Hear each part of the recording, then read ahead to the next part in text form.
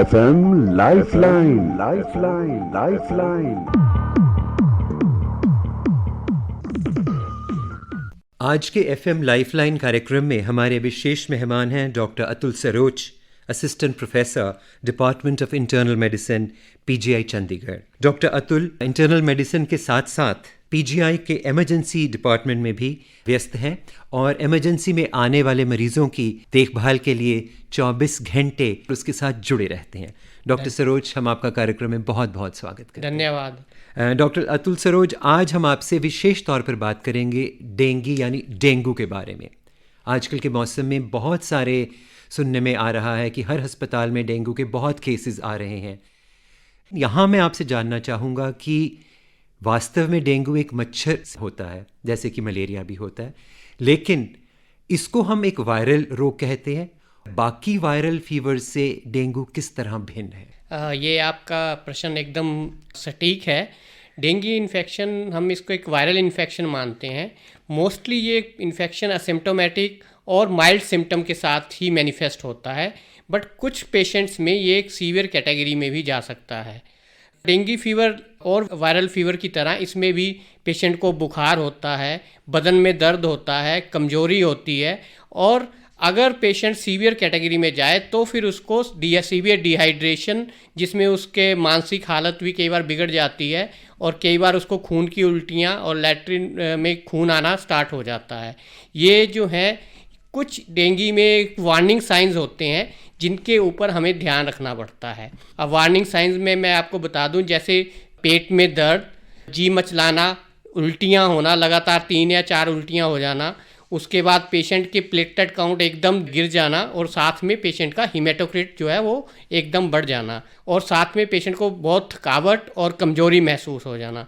ये 3 और 4 जो वार्निंग साइंस हैं, अगर पेशेंट में ये मैनिफेस्ट होते हैं तो ये इंडिकेट करता है कि पेशेंट जो है वो सीवियर कैटेगरी में जा रहा है।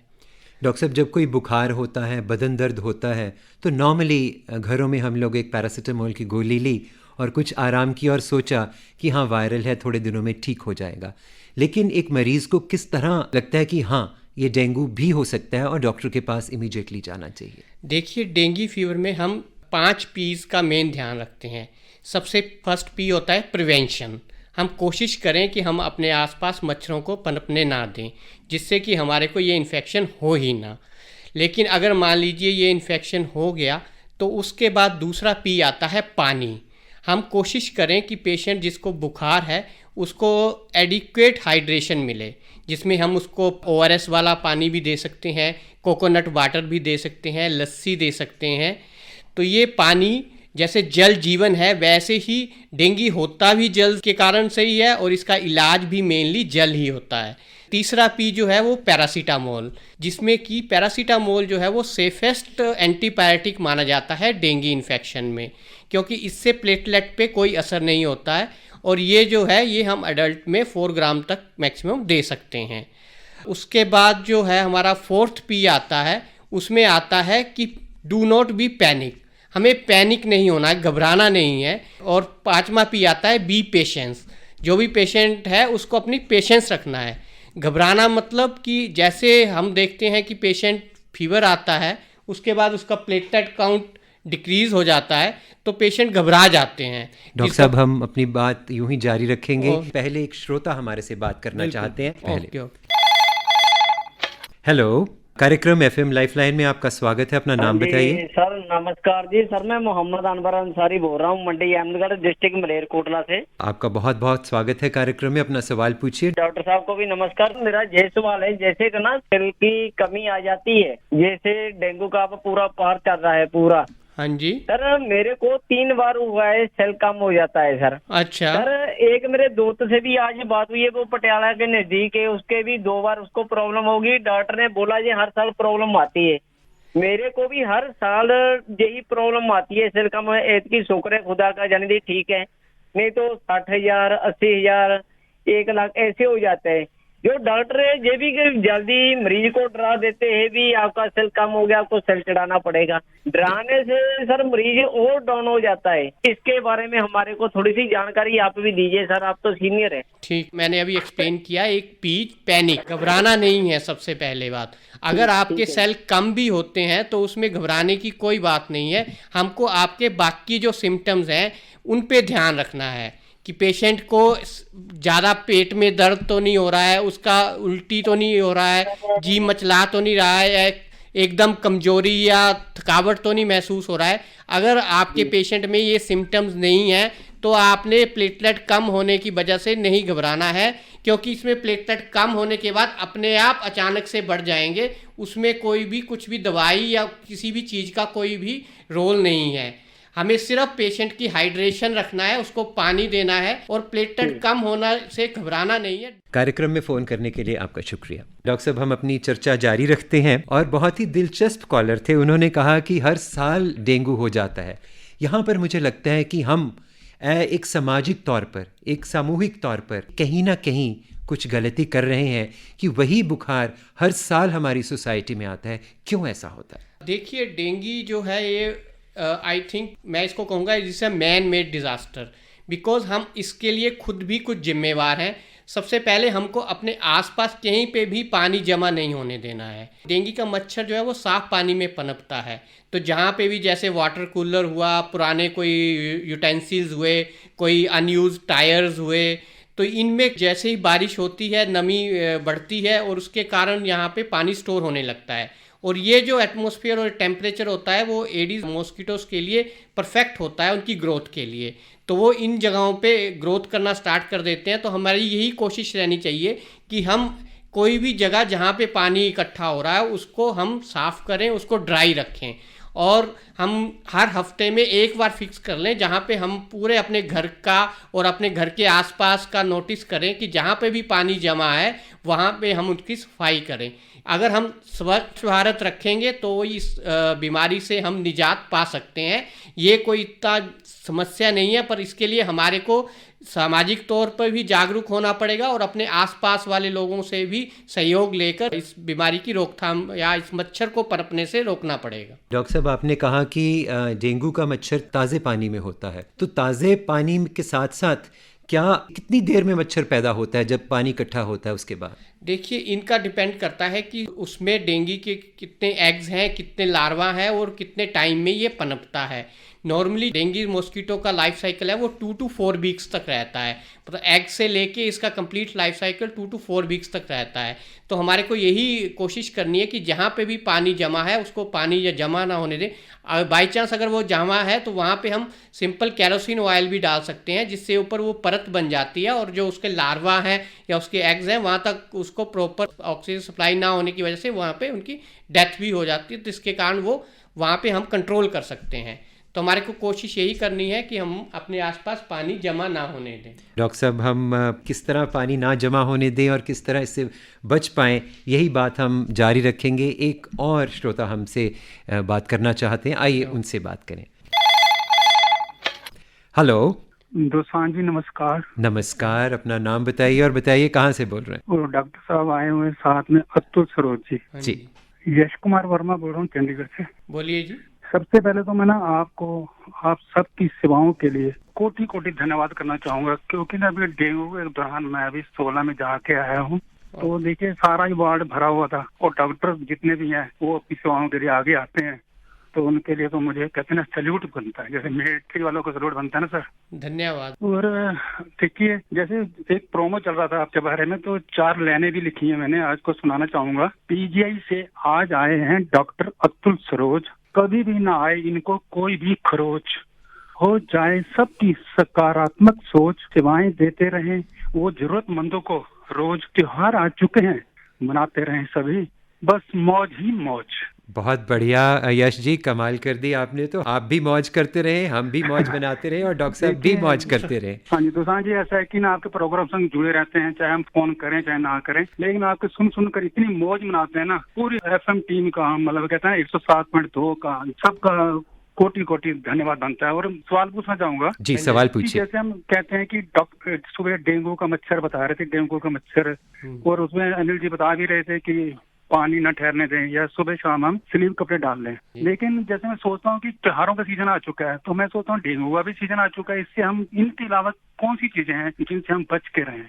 देखिए, जैसे त्योहारों का सीजन है तो हमारे को यही कोशिश करनी है कि हम अपने आसपास पानी जमा ना होने दें, क्योंकि अगर एक भी मरीज डेंगू का हमारे आसपास होगा तो वो मच्छर अगर उस मरीज को काटता है तो वो मच्छर वो डेंगू का वायरस और नॉर्मल लोगों में भी फैला सकता है।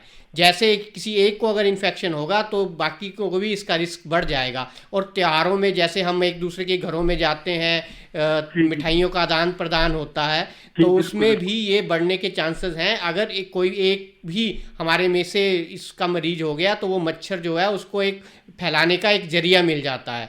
तो हमने यही कोशिश करनी है कि हम बाहर निकलें तो फुल स्लीव डालें, पैंट शर्ट और अपना मोजे और अपने जूते डाल के रखें, और मॉस्किटो नेट्स का इस्तेमाल करें, और कोशिश करें कि हमारे आसपास मच्छर ना पनपें। और अगर किसी को बाई चांस फीवर आता है तो फिर हम उसके हिसाब से उसको डॉक्टरी सलाह के अनुसार उसका इलाज करवाएं। और सेल्फ मेडिकेशन हो जाते हैं, वो कैसे हो जाते हैं प्लेट्स वगैरह? देखिए, इसमें ये एक बायोलॉजिकल साइंस है, इसके आके काफ़ी रीजन है। इसमें ये होता है कि डेंगू वायरस कभी कभी हमारे जहाँ से प्लेटलेट बनते हैं वहाँ पे भी असर कर देता है, जिससे कि उनकी ग्रोथ रुक जाती है और वो प्लेटलेट जो है वो कम हो जाते हैं। मैं ये बार बार यही एम्फेसिस कर रहा हूँ कि हमारे को प्लेटलेट कम होने से घबराना नहीं है। प्लेटलेट कम जो है वो अपने आप ठीक हो जाएंगे, वो नेचुरल फिनोमिना है। हमको अलर्ट तब होना है जब हमारे को कुछ वार्निंग सिम्टम्स, जिसमें मैंने कहा कि पेट में दर्द, जी मचलाना और उल्टियाँ होना और कमजोरी लगना, खूब थकावट होना या पेशेंट का सांस फूलने लगना, अगर ये सिम्टम्स हमारे पेशेंट में आ रहे हैं तो हमारे को घबराने की ज़रूरत है। और अगर इसके अलावा कोई सिम्टम्स नहीं है, पेशेंट खा पी रहे हैं, ठीक हैं, सिर्फ उनके प्लेटलेट काउंट कम हो रहे हैं, तो वो घबराने की कोई भी गुंजाइश नहीं है। यश कुमार जी, कार्यक्रम में फ़ोन करने के लिए आपका बहुत बहुत शुक्रिया। बहुत बहुत धन्यवाद। डॉक्टर साहब, हम अपनी बात जारी करते हैं। अभी हमारे श्रोता ने पूछा कि प्लेटलेट्स कम होने से घबराना नहीं चाहिए। यहाँ मेरे जहन में सवाल आया कि कितने से कम हो जाएं प्लेटलेट्स तब घबराहट हो जाती है, क्योंकि आम तौर पर जब एक मरीज़ डॉक्टर के पास गया वो भी कह देते हैं कि अगर आपके प्लेटलेट्स कम हो गए तो आपको ब्लड ट्रांसफ्यूजन करना पड़ेगा। तो यहाँ लोगों की जागरूकता के लिए बताइए कि कितने लेवल तक प्लेटलेट्स सही हैं और उससे नीचे गिरने पे क्या इमरजेंसी आ सकती है। देखिए, जो प्लेटलेट का मैकेनिज्म है, जो अब मेडिकल साइंस है, लेटेस्ट गाइडलाइंस हैं, यही दर्शाती हैं कि प्लेटलेट काउंट 10,000 तक भी रहने पे कोई दिक्कत की बात नहीं है, अगर हमारे पेशेंट में कोई सिम्टम्स नहीं है। अगर हमारा पेशेंट खा पी रहा है, उसको कोई पेट दर्द नहीं है, कोई उल्टी नहीं है, कहीं से कोई ब्लीडिंग नहीं है या उसका सांस नहीं फूल रहा है, तो प्लेटलेट काउंट चाहे 10,000 तक भी आ जाए तब भी हमें घबराना नहीं है। हमें सिर्फ यही कोशिश करनी है कि उसकी हाइड्रेशन, वो पानी अच्छे से पिए, उसको पेशाब ठीक से आ रहा हो, उसको कोई और कहीं से ब्लीडिंग ना हो। तो अगर ये कोई सिम्टम्स नहीं है तो कोई घबराने की ज़रूरत नहीं है, क्योंकि प्लेटलेट काउंट कम होना डेंगू का नेचुरल फिनोमिना है, इसको हम नहीं रोक सकते। इसके लिए अभी कोई भी ऐसा कोई दवाई का भी इजाद नहीं हुआ है जो कि इसको कम करने से रोके। बट हमने यही कोशिश करनी है कि हमारे पेशेंट को डिहाइड्रेशन ना हो, उससे कहीं ब्लीडिंग ना हो। अगर कहीं भी ब्लीडिंग आती है तो फिर ब्लड ट्रांसफ्यूजन या प्लेटलेट ट्रांसफ्यूजन का इंडिकेशन बनता है। उसके अलावा अगर प्लेटलेट काउंट 10,000 से ऊपर है तो कोई घबराने की ज़रूरत नहीं है। अगर 10,000 है या उससे कम है तो एक बार आप डॉक्टरी सलाह ले सकते हैं और उस डॉक्टर फिर असेस करके आगे आपका ट्रीटमेंट प्रोटोकॉल डिसाइड कर सकता है। डॉक्टर साहब, वो कौन सी स्थिति होती है जब मरीज़ को घर से अस्पताल में शिफ्ट किया जाता है? देखिए, ये डेंगू में जो स्टेजेस हैं, इसकी 3 स्टेजेस हम जनरली मानते हैं। एक डेंगू विदाउट वार्निंग साइंस, दूसरा डेंगू विद वार्निंग साइंस और तीसरा सीवियर डेंगू। तो डेंगू विदाउट वार्निंग साइंस जो है उसमें सिंपल फीवर है, पेशेंट को थोड़ा सा हेडेक है, थोड़ा कमजोरी लग रहा है और फीवर जो है वो पैरासीटामोल के साथ कम हो जा रहा है और पेशेंट जो है वो अपने ठीक से खा पी रहा है और उसको एडिक्वेट अमाउंट में यूरिन पास कर रहा है। तो ये है डेंगू विदाउट वार्निंग साइन। इसके लिए तो कोई घबराने की ज़रूरत नहीं है। इसके लिए हम एक परामर्श लेके घर पे भी पेशेंट को मॉनिटर कर सकते हैं। लेकिन इसके अलावा अगर पेशेंट को पेट दर्द होने लगे, उल्टियाँ आने लगे, काफ़ी कहीं से ब्लीडिंग होने लगे, या उसके साथ में उसको चक्कर आने लगे, या घबराहट होने लगे, या ऐसा लगे कि उसका सांस फूल रहा है, तो ये 4 या 5 ऐसी सिम्टम्स हैं जिसके बेसिस पे हमको उसको तुरंत अस्पताल में दिखाने की ज़रूरत है। अगर इसके अलावा पेशेंट को कोई सिम्टम्स नहीं है, सिर्फ प्लेटलेट काउंट कम हो रहे हैं, तो उसके लिए कोई घबराने की ज़रूरत नहीं है। वो जैसे मैंने कहा कि वो नेचुरल फिनोमेना है, वो अपने आप टाइम के हिसाब से इम्प्रूव कर जाएंगे। डॉक्टर साहब, ये तो हुआ विद वार्निंग सिग्नल्स, और तीसरा आपने कहा सीवियर, वो कौन सा हुआ? सीवियर डेंगू जो है वो इसके बाद की स्टेज है। हमें कोशिश करनी है कि हम अपने पेशेंट को डेंगू विद वार्निंग साइंस के टाइम पे ही एडमिट करवा दें। अगर बाय चांस इसमें से अगर पेशेंट सीवियर स्टेज में चला जाता है, तो उसमें क्या होता है कि पेशेंट को मैसिव ब्लीडिंग स्टार्ट हो जाती है। कई बार उसको लैट्रिन के रास्ते से खून आने लगता है, कई बार उसको खून की उल्टी हो जाती है, कई बार वो शॉक स्टेज में चला जाता है, जिसको हम कहते हैं कि उसका बीपी एकदम फॉल हो जाता है। वो कई बार चक्कर खा के गिर भी सकता है, उसको कई बार घबराहट और कई बार उसको सांस फूलना स्टार्ट हो जाता है, उसके पूरे शरीर में पानी जमा होने लगता है, जिसको हम कहते हैं कि जनरलाइज स्वेलिंग हो जाती है। तो ये स्टेज से पहुंचने से पहले ही हमें कोशिश करनी है कि पेशेंट एडमिट हो जाए। अगर ये स्टेज आ जाती है तो वो तुरंत एडमिशन का इंडिकेशन बनता है। डॉक्टर साहब, हम अभी बात कर रहे थे स्टेजेस की, और उधर मुझे इशारा हो रहा है कि एक और कॉलर हमारे से बात करना चाहते हैं। आइए उनकी भी शंका दूर की जाए। ठीक। कार्यक्रम एफएम लाइफलाइन में आपका स्वागत है। नमस्कार डॉक्टर साहब। नमस्कार, अपना नाम बताइए। मेरा नाम सीताराम बत्रा है। सीताराम जी, आप कहाँ से बोल रहे हैं? शाहबाद मारकंडा से जी। कार्यक्रम में स्वागत है, अपना सवाल पूछिए। डॉक्टर साहब, मेरा कई दिनों से ना बाजुओं में बहुत दर्द रह रहा है। अच्छा जी। तो कितने दिनों से हुआ लगभग ये? तकरीबन 10 दिन हो गए जी। तो आपको पहले कभी फीवर आया था इससे पहले, या ये अचानक से हुआ? पहले कभी नहीं हुआ डॉक्टर साहब। इसके पहले बुखार हुआ था? पहले जुकाम बुखार हुआ था जिससे 15-20 दिन महीना पहले। Okay okay. तो उसके टाइम पे कुछ टेस्ट हुए थे या वो अपने आप ठीक हो गया था? नहीं, वो टेस्ट कराया था जी, वो टाइफाइड था। टाइफाइड की दवाई खाई थी 15 दिन। तो आपको उसके बाद से बाजुओं में दर्द रह रहा है? हाँ, उसके बाद से बाजुओं में दर्द रहा है। ये सिंपल कमजोरी भी हो सकता है। कई बार कोई भी इन्फेक्शन, कोई भी बीमारी जब रिकवरी स्टेज में होती है तो हमको थोड़ा सा कमजोरी रह सकती है। तो इसके लिए मैं यही एडवाइस करूँगा कि आप अच्छी न्यूट्रिशियस डाइट लें। फिर भी अगर नहीं ठीक होता है तो आप डॉक्टरी परामर्श भी ले सकते हैं। ठीक है डॉक्टर साहब। डॉक्टर साहब, हम बात कर रहे थे स्टेजेस की, और हमने बात किया सीवियर स्टेज की। तो अगर हम इन तीनों स्टेजेस में सही कदम उठा लें तो हम इस बीमारी से बच सकते हैं। सबसे पहले हमारे को पहली स्टेज पे ही कोशिश करनी है। ये जो स्टेजेस है ना, ये तब आती हैं जब हम पेशेंट बीच में से कुछ चीज़ मिस कर देते हैं, और सबसे मिस है पानी। मैंने आपको कहा था कि जल ही जीवन है, तो डेंगू में जल की इंपॉर्टेंस बहुत ज़्यादा है। अगर हम अपने पेशेंट को, जैसे उसको उल्टी आने लगे या उसको लगे कि पेशेंट के शरीर में पानी कम हो रहा है, तो कोशिश करें कि उसको हम पानी पिलाएं जिसमें ORS हो, जिसमें सिंपल लस्सी पिला सकते हैं, कोई भी जूस दे सकते हैं, ताकि उसके पानी की मात्रा उसके शरीर में बनी रहे। अगर उसके शरीर में पानी की मात्रा बनी रहती है, उसको कोई डिहाइड्रेशन नहीं होती है, तो वो काफ़ी जल्दी रिकवर हो जाएगा और उसको हॉस्पिटल के एडमिशन की ज़रूरत भी नहीं पड़ेगी। हम कई बार इन चीज़ों पे ज़्यादा फोकस ना करते हुए हम कई बार दूसरी तरफ चले जाते हैं, जैसे पेशेंट को कुछ हाई डाइट दे। कोशिश करें कि उसको जो इस बीमारी के टाइम पे हम डाइट वैसी दें जैसे कि वो उसको आसानी से पचने वाली चीज़ें ही खिलाएं। ज़्यादा तली हुई चीज़ें देंगे या ज़्यादा हैवी चीज़ें देंगे तो उससे उसको उल्टी का खतरा रहेगा, जिसकी वजह से डिहाइड्रेशन और बढ़ सकता है और वो फिर और सीवियर स्टेज की तरफ जा सकते हैं। डॉक्टर साहब, एक और श्रोता हमारे से बात करना चाहते हैं। कार्यक्रम FM लाइफलाइन में आपका स्वागत है। नमस्कार सर। नमस्कार जी, अपना नाम बताइए और आप बताइए कहाँ से बोल सर रहे हैं? मैं भजनलाल सैनी, पंचकुला। जी भजनलाल जी, अपना सवाल पूछिए। डेंगू के प्रारंभिक लक्षण क्या रहते हैं? देखिए, डेंगू के प्रारंभिक लक्षणों में सबसे पहले तेज बुखार आना, उसके बाद शरीर में दर्दें होना और कमजोरी होना, आँखों के पीछे काफ़ी सीवियर पेन होना, रेट्रो और बल्बर पेन भी इसको हम कहते हैं, या पेशेंट को सर में दर्द होना। ये है जो पेशेंट को प्रारंभिक सिम्टम, जिसको हम कहते हैं कि इनिशियल सिम्टम्स जो हैं वो डेंगू में मैनिफेस्ट हो सकते हैं। इसके अलावा कुछ टिपिकल सिम्टम्स हैं, जैसे कई बार पेशेंट को लूज टूल स्टार्ट हो जाते हैं, कई बार पेशेंट को कहीं शरीर पे चटक्के से बन जाते हैं, तो ये भी इसके मैनिफेस्टेशंस हो सकते हैं। डॉक्टर साहब, हम अपनी चर्चा जारी रखेंगे। एक और श्रोता हमारे से बात करना चाहते हैं, आइए उनसे बात करें। हेलो।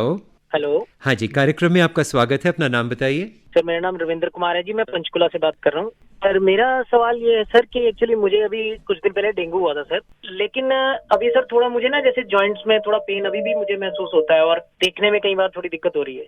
आपने जो पहले कहा कि थोड़ा जॉइंट पेन या कमजोरी, ये तो सिम्टम्स रह सकता है, बट जैसे आप देखने की कह रहे हैं समस्या, तो देखने का है तो आपको मेरा सुझाव ये है कि आप एक बार आँखों के किसी भी स्पेशलिस्ट डॉक्टर को इसकी जांच करवाएं। अगर देखने में आपको कोई समस्या आ रही है तो उसके लिए आपको डॉक्टरी परामर्श की ज़रूरत है।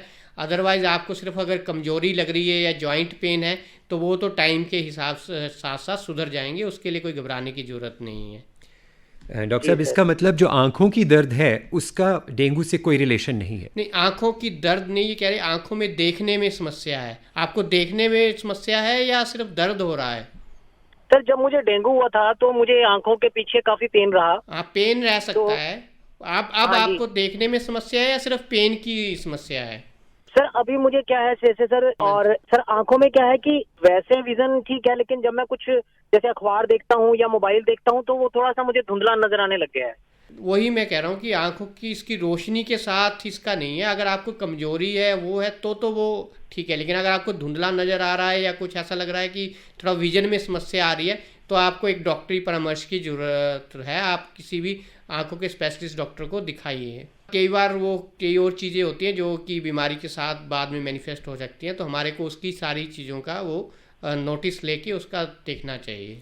कार्यक्रम में फ़ोन करने के लिए आपका बहुत बहुत शुक्रिया। डॉक्टर साहब, अभी तक हमने बात की कि किस तरह डेंगू का इलाज किया जाए, क्या ट्रीटमेंट है, लेकिन इससे बचने के लिए जैसे आपने बीच बीच में जिक्र किया कि पूरी बाजू की शर्ट पहने, मच्छर को ना काटने दें, तो कहते हैं कि फॉगिंग से भी मच्छर मर जाता है और कीटनाशकों को इधर छिड़कना चाहिए। तो इनका क्या इफ़ेक्ट होता है? इनकी स्प्रे कहाँ और कब होनी चाहिए? देखिए, वैसे तो हमारे को कोशिश यही रखनी चाहिए कि जैसे ही मानसून का सीज़न स्टार्ट होता है, बारिशें या स्टार्ट होती हैं, तो हमारे को उस टाइम पे इंडिविजुअल लेवल पे भी, हेल्थ अथॉरिटीज़ के लेवल पे भी और म्यूनसिपल लेवल पे भी, कहीं पे भी जहाँ पे भी पानी जमा है वहाँ पे कोशिश करनी चाहिए पानी जमा ना हो। अगर मान लीजिए कि पानी जमा हो गया और वहाँ पे मच्छर पनपने लगे हैं तो वहाँ पे फॉगिंग या स्प्रेइंग का इंडिकेशन बनता है। और स्पेशली अगर कहीं से हमारे को पता चलता है कि यहाँ पे डेंगू मच्छर के लार्वा हैं जो कि डेंगू फैला सकते हैं, एडीज इजिप्टी में मॉस्किटो जिसको हम कहते हैं, तो वहाँ पे तो अर्जेंट बेसिस पे स्प्रेइंग का इंडिकेशन बनता है, फॉगिंग का, ताकि हम वो डेंगू के मच्छर को पनपने ही ना दें। क्योंकि एक बार डेंगू का मच्छर पनप गया और वहाँ हमारी कम्युनिटी में कोई भी पेशेंट डेंगू का अगर आ गया तो वो मच्छर उसको काट के फिर बाकी लोगों को भी वो बीमारी फैला सकते हैं। फॉगिंग तकरीबन कितनी देर तक और कितनी ड्यूरेशन के लिए और कब करनी चाहिए? फॉगिंग तो जैसे ही हमारे को पता चले कि यहाँ पे डेंगू लार्वा, उसके बाद तुरंत उसको फॉगिंग करना चाहिए। उसके बाद हमारे को उसको वीकली बेसिस पे मॉनिटर करना चाहिए कि वहाँ दोबारा से पानी जमा तो नहीं हो रहा है, दोबारा से वो डेंगू के लार्वा तो नहीं पनप रहे हैं। अगर दोबारा से पनप रहे हैं तो फिर से उसको वहाँ पे फॉगिंग का इंडिकेशन या इंसेक्टिसाइड स्प्रे का इंडिकेशन बनता है। और डॉक्टर साहब, ये सब होने के बाद अगर किसी को डेंगू हो जाता है तो आजकल पीजीआई में उसके क्या प्रबंध हैं? किस तरह आप उसको हॉस्पिटल पहुंचना है और किस तरह मदद लेनी है? देखिए, सबसे पहले तो जैसे मैंने कहा कि इन पीज में प्रिवेंशन ही सबसे पहले है। Prevention is better than cure. हमें कोशिश करनी है कि मच्छर ही ना पने पे और डेंगू का इन्फेक्शन ही ना हो।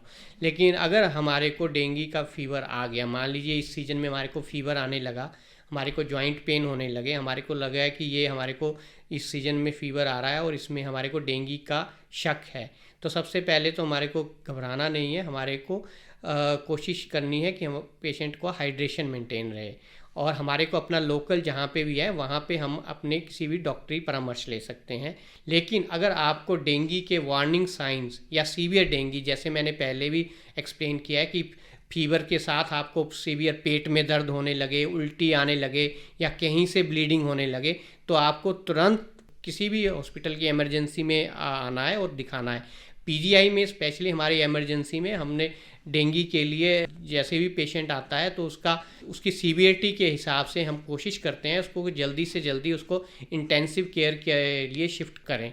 लेकिन पेशेंट लोड और बर्डन के हिसाब से कई बार ये है कि हम पेशेंट को ट्रायल्स भी करते हैं कि कौन से पेशेंट जो हैं वो घर पे भी ठीक हो सकते हैं, कौन से पेशेंट्स को हॉस्पिटल में रुकने की या रखने की ज़रूरत है। वो डिपेंड करता है कि पेशेंट की कंडीशन कैसी है।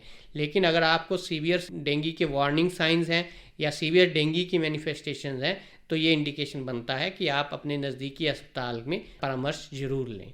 डॉक्टर साहब, एक और सवाल मेरे ध्यान में आ रहा था कि कहते हैं कि डेंगू का मच्छर दिन में काटता है, इसके बारे में बताइए। ये आपने अच्छा सवाल किया। डेंगू का मच्छर काफ़ी अलग है अलग मच्छरों से। एक तो ये है कि ये ज़्यादा इसकी जो फ्लाइट डिस्टेंस है वो हम 100 to 200 मीटर ही है। तो एक बार ये आपके घर में पनपा तो ये आपके घर के आसपास ही रहेगा, ये आपको दूर नहीं जा सकता। और दूसरा ये है कि इसका जो बाइटिंग टाइम है ये सुबह सूरज उगने के 2 या 4 घंटे के बीच में और सूरज ढलने के 2 या 4 घंटे के बीच में, ये इसका मैक्सिमम टाइम है जब ये बाइट करता है। तो इस पर्टिकुलर टाइम पीरियड में तो हमने कोशिश करनी है कि हम अपने फुल स्लीव्स डालें। अगर बच्चे बाहर जा रहे हैं तो वो मॉस्किटो रिपेलेंट का इस्तेमाल करें। अगर घर में छोटे बच्चे हैं तो वो मॉस्किटो नेट के अंदर ही सोएं। तो ये सारी प्रिकॉशंस की ज़रूरत है डेंगू से बचने के लिए। डॉक्टर साहब, डेंगू का मच्छर क्या बहुत ऊंचा नहीं उड़ सकता? डेंगू का मच्छर जो डिस्टेंस होता है उसका लंबाई में वो बहुत ज़्यादा नहीं होता है। वो घर से दूसरे पास के घर में तो जा सकता है लेकिन दूर नहीं जा सकता।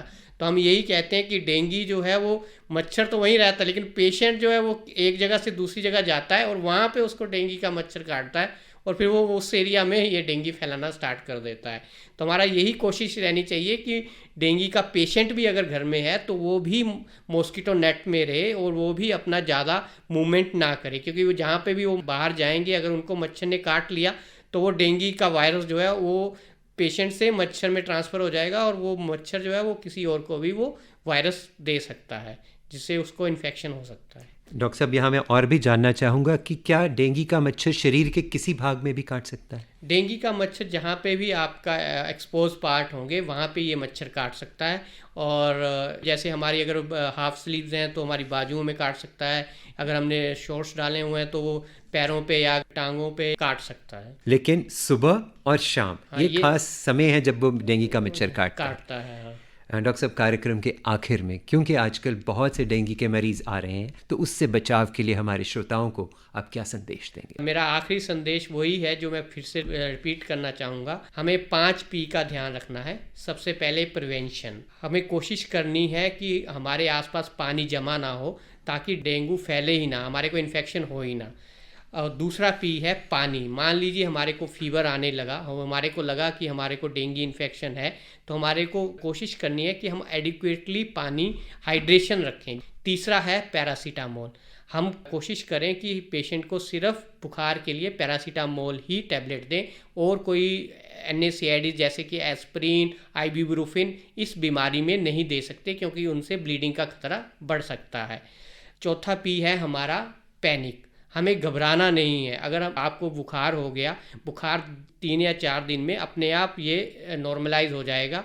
तो अगर बाद में आपने टेस्ट कराया और आपको लगा कि आपको प्लेटलेट काउंट कम हो रहे हैं तो आपने इनसे घबराना नहीं है। अगर आपको कोई और सिम्टम्स नहीं है तो प्लेटलेट काउंट जो है वो अपने आप रिकवरी की ट्रेंड में आ जाएंगे। 5वां P है हमारा बी पेशेंस। हमें पेशेंस रखनी है। कभी भी जैसे हॉस्पिटल में आ गए हम तो कई बार हॉस्पिटल में भीड़ रहती है तो हमें को वहाँ पे भी कोशिश करनी है कि हमारे डॉक्टर साहब से तभी परामर्श लें जब हमें लगे कि हमारे को कोई वार्निंग सिम्टम्स आ रहे हैं। ये तो बिल्कुल सही है डॉक्टर साहब, जिंदगी में धैर्य तो रखना ही पड़ता है, तभी हम किसी भी समस्या का समाधान ढूंढ सकते हैं। डॉक्टर अतुल सरोज, आप हमारे कार्यक्रम में आए और आपने डेंगू के बारे में इतनी महत्वपूर्ण जानकारी दी, आपका बहुत बहुत शुक्रिया। धन्यवाद। इसी के साथ ही अपने साथी संजीव दोसांझ को कार्यक्रम यहीं समाप्त करने की इजाजत दीजिए। इस कार्यक्रम की रिकॉर्डिंग में हमें तकनीकी सहयोग दिया हमारे सहयोगी अरुण बाबा और आकाश कुमार ने।